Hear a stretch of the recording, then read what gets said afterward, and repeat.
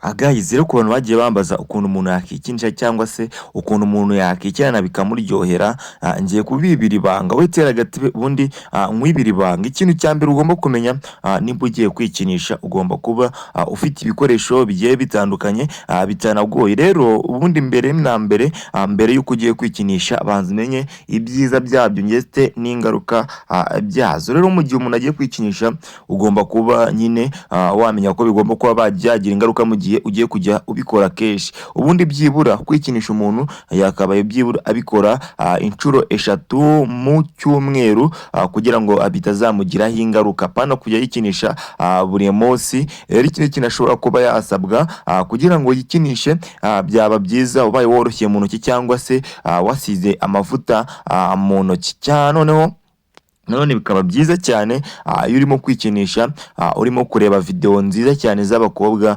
bateye neza. Ubundi nyine kwikinisha murabizi, ni ibintu bisaba kwimagina, ukabyimagina. Rero iyo wamaze kwimagina umukobwa mwiza, ukimagina agakobwa nk'aka ngaka, yuko urimo kugaswera rwose, urimo kumva yuko uba uguye ahashashe, ubundi ukimagina imiterere myiza nk'iyi ngiyi nyine yuko ari wowe urimo kubimukora cyangwa ari we muntu murimo guhevinga sexy. Ako kanya uhita wumva nyine ibyo urimo bikuryoheye, bikaba byanatuma unagira nyine ku nzozi washakaga arizo zo kurangiza. Rero mu bantu mukunda kwikinisha, ibanga nabagira inama mu gihe ugiye kwikinisha nuko wajya kuri Instagram cyangwa ukaza ukareba video nk'iyi ngiyi, ubundi ugatangira gukora igikorwa cyawe. Ahangaha rwose ibi gikorwa kizakugendekera neza, na ahantu uzaba utandukanye n'umuntu urimo gukora imibonano muza bitsina. Reba niba nawe rwose urimo kwimagina kano kana k'agakobwa,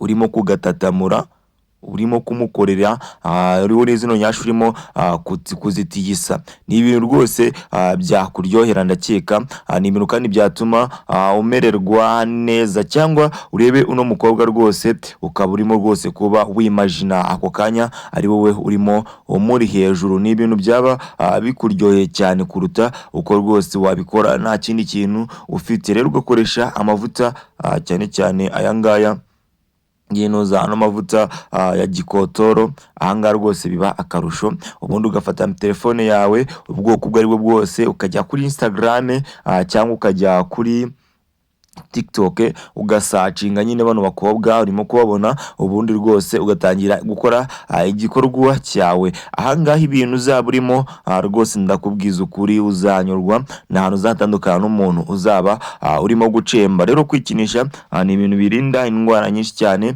bikarinda inda zitateganyijwe, bikanarinda kuba wahura n'indwara ziterwa n'imibonano mpuzabitsina. Rero kwikinira ni ibintu bisa nyine kwimagina cyane. Urimo kwimagina, ukimagina umukobwa nk'uyu nguyu yuko ari wowe umuri hejuru, ibintu nyine birakomeza bikakubera byiza, bigakomeza bikakuryohera. Rero ikintu usabwa ni ukuza ukifashisha ino video mu gihe ugiye kwikinisha, cyangwa ukagenda ukareba pornography ndetse n'izindi video zigaragaza amasex cyangwa zigaragaza abakobwa beza nk'aba ngaba urimo kubona kuri screen yawe. Icyo gihe rwose ndakubwiza ukuri ibyo uzaba urimo bizakuryohera kurusha ibindi bintu byose, ndetse n'igihe binakuryohera kurusha uko waba urimo kurongora na n'umukobwa mu bundi buryo bugiye busanzwe.